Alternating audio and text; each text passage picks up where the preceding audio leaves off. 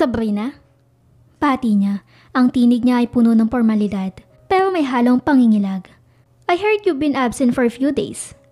Naisip kong kailangan mo ng tulong, kaya napadaan ako. Pinilit kong umiti. Pilit na sinusuportahan ang maskara ng kawalan ng alam. Kalma lang, Sabrina. Paalala ko sa sarili ko. Kailangan kong mag-ingat. William, sagot ko. Itinabi ang hawak kong dokumento at tinitigan siya. Hindi mo na kailangan mag-alala. Everything is under control. Medyo naging busy lang ako sa personal na bagay. Lumapit siya sa harapan ng desk ko. Ang mga mata niya ay nakatingin sa akin na para bang sinusuri ang bawat galaw ko. Personal na bagay? May kinalaman ba to sa pagkamatay ni Ryan noon? Tanong niya, isang malisyosyong ngiti ang pilit niyang pinipigilan. Napasinghap ako ng bahagya. Pero agad kong tinago ang reaksyon. That's none of your business, William. Besides, hindi na ito dapat pag-usapan pa. Tapos na ang lahat ng yun. Ryan died 5 years ago. Magkamukha lang sila ni Roscoe Mendoza. Kilala ko ang asawa ko, William. Talaga ba? Tanong niya. Nakasandal sa desk at bahagyang yumuko. Masyadong malapit para sa kaginhawaan ko. Kasi parang hindi pa. Ang dami ko nadidinig sa mga tao, Sabrina. Ang larawan ninyong dalawa ni Roscoe. Yung lumabas sa social media, naging usapan yun. Humigpit ang pagkakahawa ko sa gilid ng desk. Ramdam ko ang malamig na pawis sa dumadaloy sa likod ng leeg ko. Alam kong sinusubukan niyang maghukay ng impormasyon. Pero hindi ako magpapadala. Hindi ko siya papayagang malaman ng totoo. Fake news. Sagot ko, itinaas ang isang kilay. Hindi mo ba alam, William? Mahilig ang media sa kontrobersya. Hindi ko alam kung sino nagpapakalat nun pero wala akong panahon para patulan ng mga ganoong bagay. Tumango siya ngunit may halong pagdududa ang ekspresyon niya. Well, I hope you're right. Hindi natin kailangan ng iskandalo ngayon lalo na't marami nagmamasid sa Jacobs Group. Isa kang mahalagang leader dito, Sabrina. Ayoko makita nadadala ka ng mga personal na issue. Napangiti ako, malamig at walang emosyon. I appreciate your concern, William, pero alam ko ang ginagawa ko. Kung wala ka nang sasabihin pa, kailangan kong balikan ang mga trabaho ko. Marami akong kailangan tapusin. Tumayo siya na matuwid.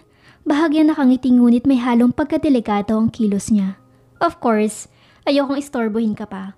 Pero Sabrina, huminto siya saglit bago tuluyang lumapit sa pinto. Kung kailangan mo ng tulong, nandito lang ako. Tumalikod siya at lumabas ng opisina. Pero bago niya isinara ang pinto, muli siyang tumingin sa akin. Take care, Sabrina. The corporate world can be ruthless. Lalo na kapag hindi mo alam kung sinong kaaway mo. Nang magsara ang pinto, halos mabitawan ko ang paghinga ko. Naramdaman ko ang bigat ng bawat salitang binitawan niya. Parang banta na nakatago sa likod ng mapanlinlang niyang ngiti. Napaupo ako at hinilang telepono ko. Mabilis kong tinawagan si Ryan. Tumigil ang mundo ko habang hinihintay ang sagot niya. At nang marinig ko ang boses niya sa kabilang linya, saka lang ako nakahinga ng maayos. Ryan? Bulong ko, ang boses ko ay nanginginig. Si William. He came to see me. Ryan, he knows something. Hindi ko pa man nabibitawan ng telepono, ay bumalik na agad sa isip ko ang lahat ng sinabi ni William. Ang tono ng boses niya, ang mapaninlang ng ngiti at ang huling babala niya na parang may tinatago pang mas malala. Para akong nasa gitna ng isang larong hindi ko alam kung kailan matatapos. Sabrina? Tawag ni Ryan sa kabilang linya.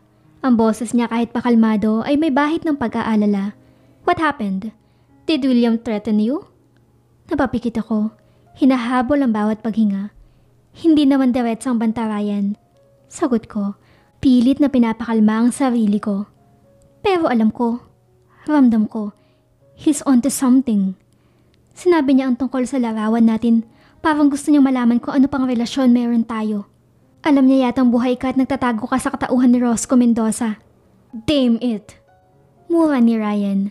Dinig ko ang ingay ng pagbagsak ng isang bagay sa likuran niya. He's testing you. Alam niya na may alam ka. Pero sinusubukan niyang malaman kung gaano kalalim ang nalalaman mo. Sabrina, kailangan mo mag-ingat. William is dangerous. At kapag nagduda siya, gagamitin niya ang lahat para pabagsakin ka. Tumayo ko mula sa upuan ko.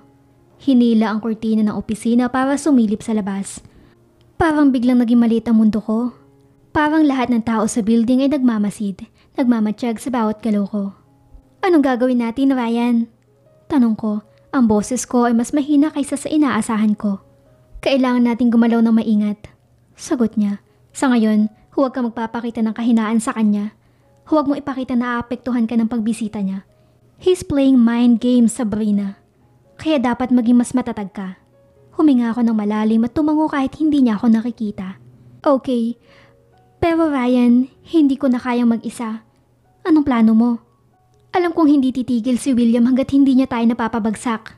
Saglit siyang natahimik bago sumagot. Ang boses niya ay puno ng determinasyon. May ebidensya tayong hawak laban sa kanya. Ang mga koneksyon niya kay Edward. Pati na din ang mga illegal niyang gawain sa ilalim ng Jacobs Group. Pero kailangan natin ng higit pa. Kailangan nating mahuli siya sa akto. Hanggat wala tayong solidong pruweba, walang maniniwala sa atin. Anong ibig mong sabihin? Tanong ko na may halong kaba. Maglalagay tayo ng bitag. Sagot niya. Pero hindi ko ito magagawa na mag-isa. Kailangan ko ang tulong mo, Sabrina. Nag-aalangan ako pero alam kong tama siya. Ako ang may access sa mga transaksyon ng kumpanya. Ako ang maaaring magbukas ng pinto para sa impormasyon na maaaring magpatunay sa kasalanan ni William. Anong kailangan mong gawin ko? Tanong ko, buo ang loob ko. Simulan mo sa mga dokumentong hawak mo. Tingnan mo kung may kahina-hinalang galaw si William sa mga projects niya. Anything that looks off, i-report mo sa akin agad. Tumango ko kahit hindi niya ako nakikita. Okay, pero Ryan promised me one thing. Ano yun? Huwag mo akong iiwan. Bulong ko at naramdaman ng bahagyang pag-init ng mata ko. Pinipigilan ng luhang gustong pumatak. Hindi ko kayang harapin to nang wala ka. Sabrina. Sagot niya. Ang boses niya ay naging malambot, puno ng pangako. Hindi kita iiwan, I promise. Magkasama nating haharapin to. Magkasama nating babawiin ang lahat. Sa sandaling iyon, kahit papuno ng takot at kaba ang puso ko, naramdaman kong hindi na ako nag-iisa. Kami ni Ryan laban sa lahat at handa akong gawin ang lahat para protektahan ang pamilya namin at ang legacy ng Jacobs Group. Bumalik ako sa mesa at sinimulan na paghahalongkat sa mga dokumento. Isa-isa kong tiningnan ang bawat proyekto na may kaugnayang kay William. Nakita ko ang ilang kahina-hinalang transaksyon. Mga halagang hindi tugma sa aktual na proyekto. Mga supplier na tila hindi na rehistrado. Bumibigat ang pakiramdam ko habang lumalalim ang paghahanap ko. Lahat ng ito ay konektado sa kanya at habang mas marami ako natutuklasan, mas lumalalim ang galit ko. Hindi lang ito tungkol sa negosyo. Ito ay tungkol sa pagtitiwala. Sa lahat ng taong ginamit at niloko niya para sa kanyang pansariling kapakanan. Biglang bumukas muli ang pinto ng opisina. Napalingon ako at tumayo ang balahibo ko nang makita si Irene. Hawak ang isang maliit na envelope. Ma'am Sabrina? Sabi niya at nag-aalangan. May dumating pong sulat sa inyo. Hindi ko alam kung sino nagpadala pero sinabing personal daw dapat. Kinuha ko ang envelope mula sa kanya. Pagkabukas ko, nakita ko ang isang larawan. Isang bagong larawan na kuha sa labas ng opisina ko. Ako at si Ryan, magkasama sa isang parking lot at malinaw na parang may nangyayari sa amin. Sa likod ng larawan, may nakasulat na mensahe. Be careful, Sabrina. You are next. Nalaglag ang kamay ko, kasabay ng pagbagsak ng envelope sa lamesa.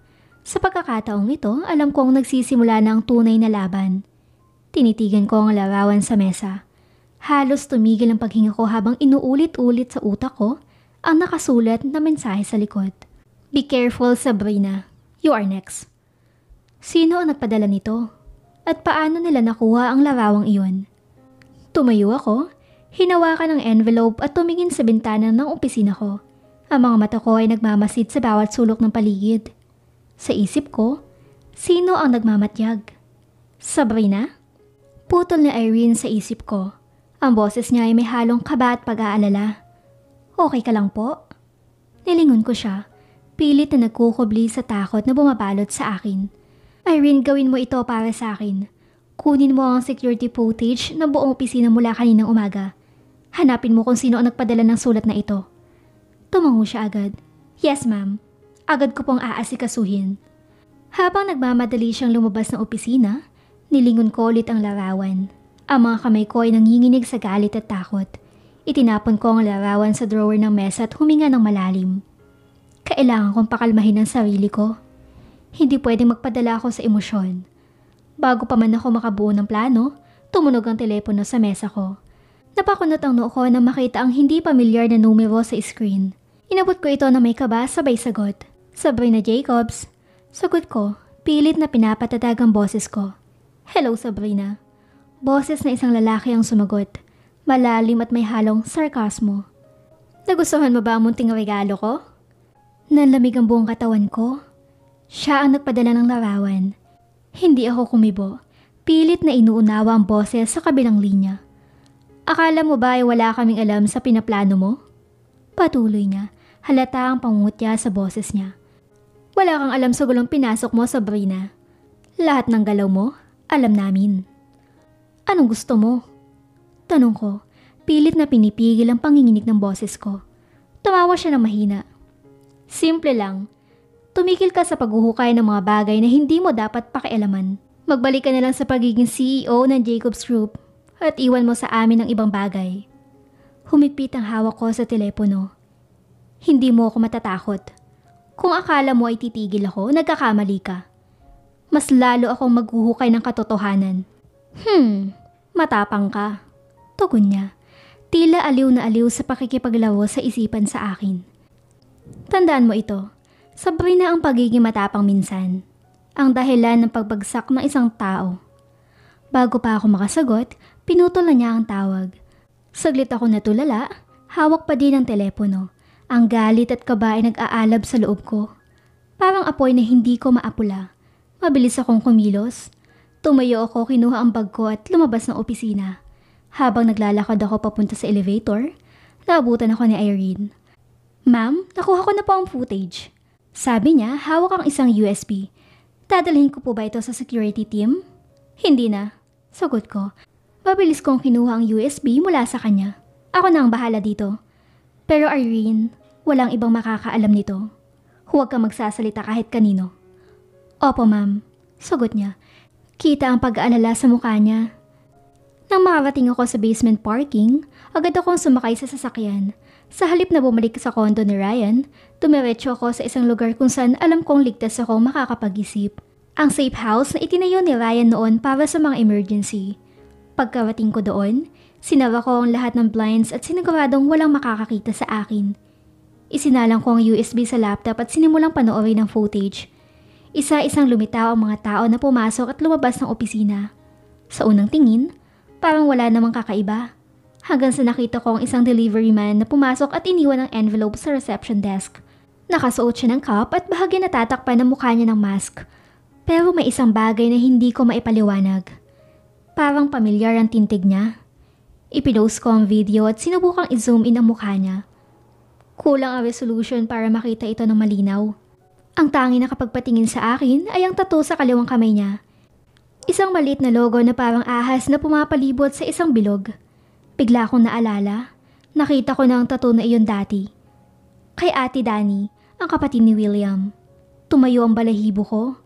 Hindi ito isang random na pagbabantalang. Isa itong malinaw na mensahe mula sa taong gustong pabagsakin si Ryan at ang Jacobs Group. At ngayon, ako ang susunod nilang target. Tumawag ako kay Ryan. Mabilis niyang sinagot ang tawag. Ang boses niya ay puno ng kaba. Sabrina, anong nangyari? May nalaman ka ba? Danica Frankenstein. Sagot ko. Ang boses ko ay mabigat sa galit. Si Ate Danica ang nasa likod nito. May tao siya na nagdala ng larawan sa opisina ko. Ryan, alam nila ang bawat galaw natin. Tumigil siya saglit bago sumagot. Sabrina, kailangan mo mag-ingat. Hindi natin alam kung anong susunod nilang plano. I'm coming to you right now. San ka? Nasa safe house ako. Sagot ko. Ryan, kailangan na nating bilisan. Hindi na ito laro. Buhay na natin na nakataya dito. Stay there. Papunta na ako. Sagot niya. Habang hinihintay ko siya, isang bagay lang ang malinaw sa akin. Hindi na pwedeng maghintay. Kailangan namin tapusin ang laban na ito bago pa kami tuluyang mapahamak. Pumuntong hininga ko habang iniisip kung ano ang mga paunahing dahilan ni na William at ng kanyang kapatid kaya nila ginugulo ang mga buhay namin. Pero wala akong maisip kasi mabuting tao sila sa akin. Tinrato nila ako na parang kasapi sa kanilang pamilya. Tahimik ang buong paligid habang nakaupo ko sa isang lumang sofa sa loob ng safe house. Tangi ang tunog ng wall clock at mahinang ihip ng hangin mula sa lumang ventilador ang nadidinig. Katatapos ko lang panoorin ang mga video footage ng Jacob's Group, mahigpit kong hinawakan ng isang USB drive na napulot ko kanina sa opisina ko.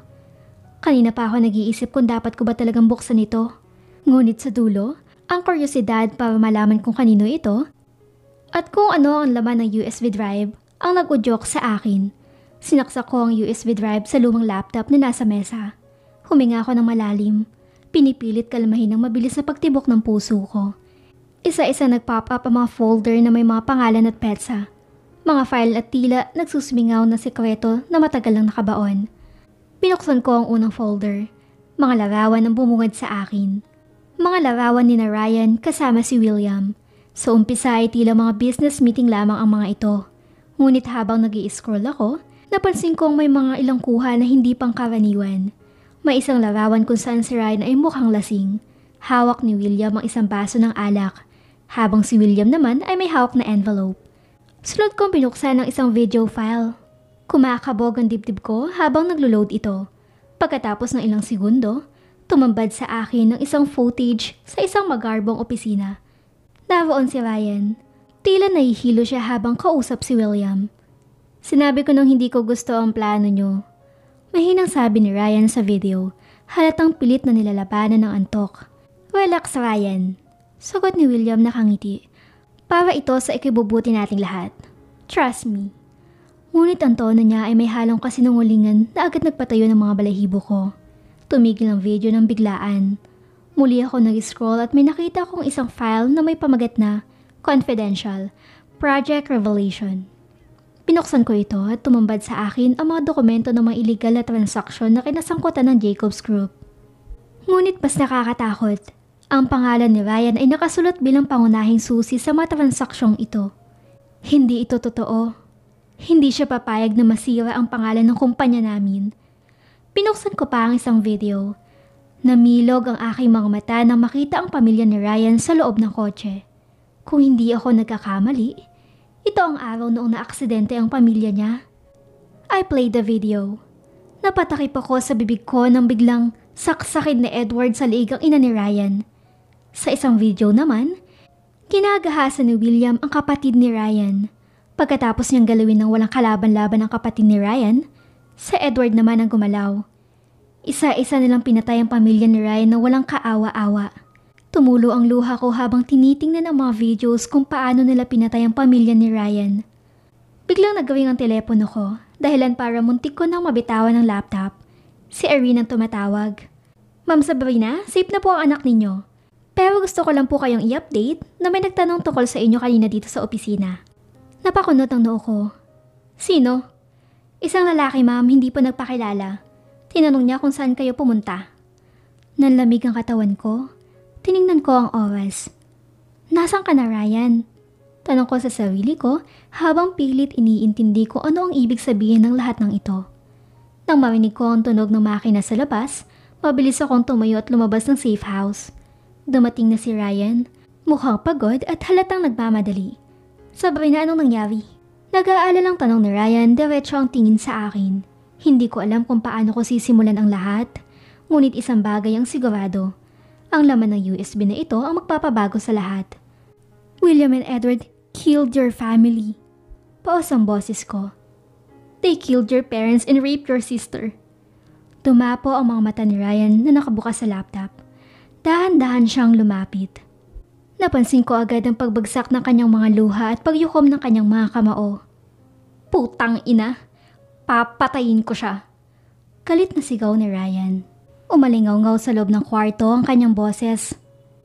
I will kill him! Sinuntok niya ang mesa at tumingin sa akin. Ilang oras din kami nanatili sa ganong posisyon ni Ryan. Napuno ng iyakan ng buong silid. Halos sirain niya ang laptop.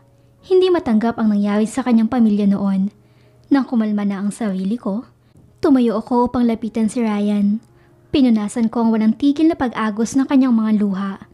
Hinawakan ko ang nakakuyom niyang kamao at pinunasan ng kaunting dugo matapos niyang suntukin ng malakas ang dingding. Niyakap po si Ryan, hoping na sana ay makatulong iyon sa pagpapakalma ng sarili niya. Ipaghihiganti natin ang pamilya mo, okay? Bulong ko habang hinahaplos ang kanyang likod. Bakit kasi ngayon ka lang bumalik? Pinunasan ko ang namumuong luha sa aking mga mata. Hinding-hindi ako papayag na makuha niya ang mga bagay na pagmamay-ari ko. Matigas niyang sabi. Ibabalik ko sa kanya ang ginawa niya sa pamilya ko. Bigla akong kinabahan sa sinabi ni Ryan. Anong gagawin mo? Nag-aalalang tanong ko. Madali lang. Ipaparanas ko sa kanyang kapatid ang ginawa niya sa aking kapatid. Hinawakan niya ang aking kamay. I want to see our daughter. Biglang kumalma ang boses ni Ryan. Tumango ako at mas lalong hinigpitan ang pagyakap ko sa kanya. From now on, babalik ka na sa buhay ko. Ikaw si Ryan Jacobs. Kailangan mong bumalik para hindi mapagtagumpayan ni William ang mga plano niya. Gusto ko makita si William sa personal. Schedule a press conference for me. Gusto kong ilabas ang tunay na bahaw ng isang William Frankenstein. Wala akong pakialam kung kaibigan ko man siya. Demonyo siya. Pinatay niya ang pamilya ko. Nadamay pati ang ikalawang anak natin.